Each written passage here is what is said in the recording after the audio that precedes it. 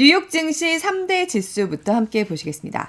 네, 뉴욕 증시 3대 지수 모처럼 일제히 상승했습니다. 특히 나스닥의 상승폭이 컸죠. 14,339.99로 1.37% 오르면서 장을 마쳤고요. S&P 500도 0.8% 올랐습니다.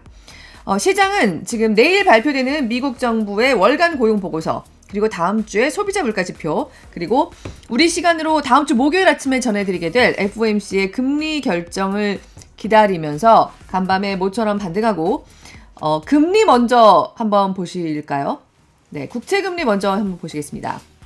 금리는 거의 크게 움직이진 않았지만 그래도 대체로 좀 차분한 모습을 보이면서 기술주가 시장을 견인하는 모습을 보셨습니다. 아무래도 굵직한 지표와 발표들이 기다리고 있고 현재 분위기로 봐서는 금리는 이대로 좀 있다가 떨어지는 분위기, 인하 분위기로 가게 될 것 같다는 생각이 지배적인 시장이지만 그동안 너무 달려왔나? 금리 인하 기대를 너무 크게 갖고 달려왔나 하는 정도의 경계감이 있는 시장에서 간밤에는 약간의 이슈들이 있었습니다. 핀비즈맵 바로 가서 보도록 하겠습니다.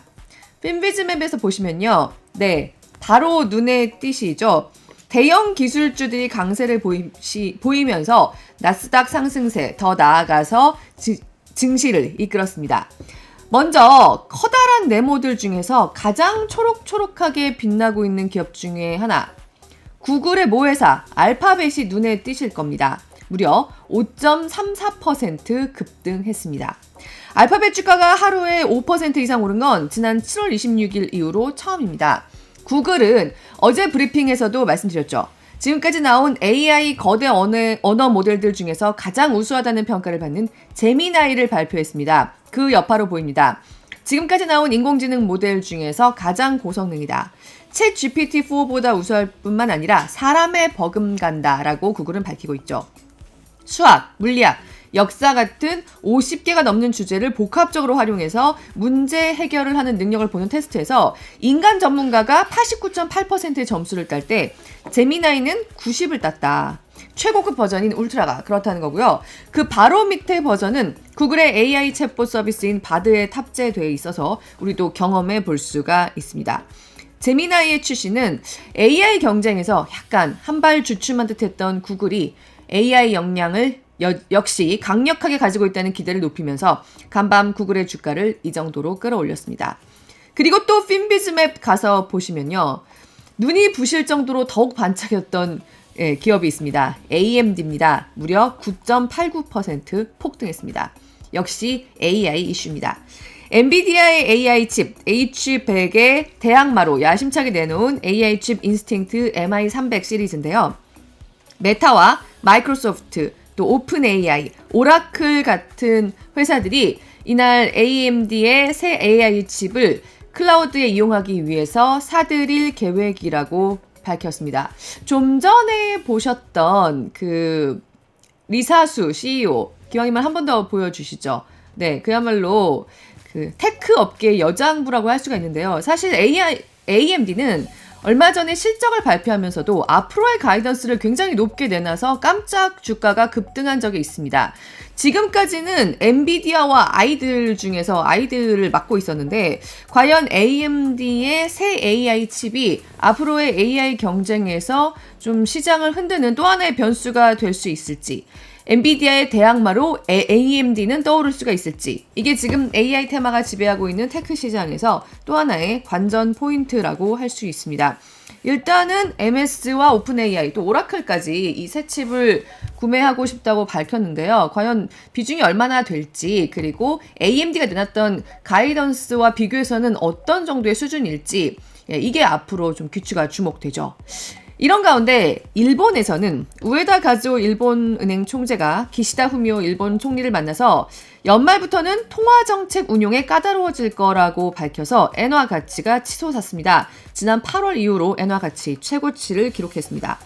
가즈오 총재 발언은 지금 마이너스인 기준금리를 드디어 일본도 플러스 수준으로 돌릴 거라는 관측에 힘을 실는 얘기로 분석됐습니다. 그래서 사실 좀 전에 채권 금리 보셨지만 저렇게 되기 전에 장 초반에는 채권 금리가 좀 들썩이는 모습을 보였습니다. 일본의 금리가 오를 경우에 미국 시장에 와 있는 일본 돈이 우리나라에서도 돈 벌 수 있어 하고 미국 시장에서 일본으로 돌아갈 염려가 있기 때문에 미국 시장은 사실 일본 금리의 영향을 굉장히 크게 받고 일본 시장에 굉장히 촉각을 곤두세우는 편입니다. 일본 시장에 늘 별로 변화가 없어서 그렇죠. 그래서 일본의 금리가 좀 오를 것 같다. 엔화 가치가 오른다는 비슷한 말만 나와도 미국 채권 시장이 아니 이 정도로 흔들린단 말이야 싶을 정도로 출렁이면서 금리가 오르곤 합니다. 그러면 왜 간밤에는 아까 보셨던 것처럼 미국의 미 국채 금리 그 정도로 혼조세에서 장을 마감했는가? 일본이 저렇게 말을 가끔 하는 것처럼 행동하지 않을 거라는 관측이 시장에서는 지배적이기 때문입니다. 지금 일본에서는 보통 시민들은 나름 인플레로 고생하고 있습니다. 제가 나름이라는 말을 왜 붙였느냐면요. 일본은 사실 인플레라는 말이 잘 안 떠오르는 나라였죠. 그런데 이렇게 남들이 다 긴축을 유지하고 있는 상황에서 그야말로 전 세계에서 나홀로 계속해서 확장적인 정책을 펼치고 있다 보니 그 일본마저도 인플레가 정말 간만에 나타나면서 물가가 상승하고 있는데요. 일본의 정책 이반자들, 일본의 당국자들 입장에서는 조만간 앞으로 어떻게 조치를 취하더라도 당분간은 이 인플레를 끌고 가자라는 생각이 있을 수 있지만 사실 일반 서민으로서는 굉장한 충격이 아닐 수가 없습니다. 물가가 오르지 않는 사회라고 생각해서 견뎠던 것이 있는데 이제 인플레까지 덮치게 되면 보통 사람들의 삶은 확실히 팍팍해질 수가 있겠죠. 그러면서 일본의 지금 후미오 총리의 인기가 이 인플레 때문에 떨어지고 있다고 하고요. 그 총리를 만나서 일본은행 총재가 우리가 조만간 통화정책 좀 할게. 사실 이런 얘기를 한 걸로 받아들여지긴 했는데요. 그럼에도 불구하고 일본이 긴축으로 쉽게 돌아서지는 않을 것이다. 정말로 엔화 가치가 좀 오르거나 하는 모습이 보이면 올해 하반기에 많이 그랬듯이 결국 또 개입해서 내려놓을 것이다. 사실 일본 은행에 대해서 말하는 것에 대해서 그렇게 이제 신뢰하지 않는 분위기가 형성돼 있죠. 사실상의 금리 인상을 한다 하면서 결국은 안 하는 일본, 우리 올해 하반기에도 많이 봤기 때문입니다. 마치 올 초에 미 채권 금리에 대한 예상이 그랬던 것처럼 이제 엔화 가치가 좀 올라가려나 하다가 오히려 더 떨어지는 모습을 하반기에 계속 보셨습니다. 하지만 내년에는 그래도 점진적으로 일본이 엔화 가치를 지금의 초저 엔화보다는 더 올려놓기 위해서 아주 조심스럽게 눈에 좀 안 띄게 점진적으로 나서기는 할 거라는 게 시장의 중론입니다. 지금까지는 그런 모습이 보이지 않을 거라고 생각한 게 간밤에 금리가 보여준 모습이라고 할 수 있겠습니다. 이런 가운데 러시아에서는요. 대선이 내년 3월 17일로 확정됐습니다. 푸틴 대통령이 아직 출마 의지를 밝히지는 않았는데요. 푸틴 대통령이 출마 의사를 밝히고 또 연임하게 되면 제가 당선이라는 말은 아예 생략하게 되네요. 연임하게 되면 2030년까지 임기를 6년 더 연장하게 됩니다. 푸틴이 출마를 하나 안 하나 이것 역시 최근에 정치와 완전히 결합해버린 듯한 국제경제 상황에도 모두 큰 영향을 미치게 될 테니 관심을 갖고 지켜봐야 할 텐데요. 푸틴 대통령 같은 경우는 사실 건강 이상설이 잊을만 하면 간간히 이렇게 좀 불거지고 있는 편이기는 합니다. 지금 러시아 안에서 정확히 무슨 일이 일어나고 있는지 사실 여기도 정말 푸틴 당사자 외에는 정확한 전무를 아는 사람이 없는 좀 그런 사회라고 할 수가 있죠. 이 러시아 대선 관련 상황도 우리에게 미치는 영향이 클 거기 때문에 앞으로 종종 전해드리도록 하겠습니다. 이런 가운데 일론 머스크가 갑자기 디즈니의 수장 밥 아이거를 공격하고 나섰습니다. 머스크의 X 계정 잠시 좀 보여드리면요. 자신의 X 계정에 저 밥 아이거 디즈니 CEO의 사진을 올려놓고요. 밥 아이거가 B-52보다 더 많은 폭탄을 떨어뜨렸다는 글을 올렸는데요. 밥 아이거 얼굴이 맞나요? 얼굴은 다른 사람이고 그냥 이름만 이렇게 저렇게 올려놓은 것 같습니다. 옛날 영화에다가 이름만 올려놓은 것 같은데요. 아이거 CEO가 취임한 뒤에 경영에 실패했다. 그래서 디즈니를 폭탄 떨어뜨린 것처럼 쑥밭으로 만들었다는 식의 조롱하는 취지의 X를 올린 겁니다. 물론 사실이 아닙니다. 뭔가 노란불이 들어왔기 때문에 디즈니에 뭔가 노란불이 들어왔기 때문에 2020년에 퇴임했던 밥 아이거가 구원투수로 돌아왔었고요.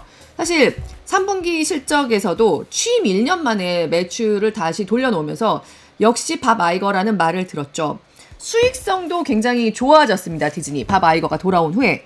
그러면 머스크는 왜 이랬을까? 디즈니가 X의 광고를 끄는 대기업 대열에 합류했기 때문입니다. 지금 X의 상황은 굉장히 좋지 않습니다. 정말 파산해버릴지도 모른다는 얘기까지 나오고 있습니다.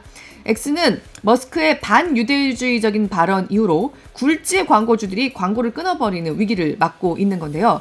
지금 미국 시장에서 반유대주의적인 발언 또는 약간 팔레스타인의 동정적인 이야기를 할 경우에는 그야말로 돈과 권력을 가진 사람들의 영린을 건드리는 그런 상황이 되고 있고요. 머스크가 그 가운데에서 좀 집중 포화를 맞고 있는 상황입니다.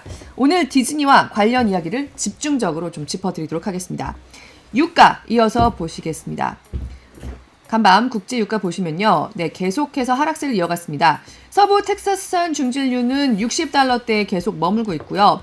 브렌트유도 70달러 중반대입니다. 하지만 간밤에도 별다른 다른 모멘텀이 보이지 않으면서 유가 하락세는 잠시 쉬어가는 모습을 보이고 있습니다.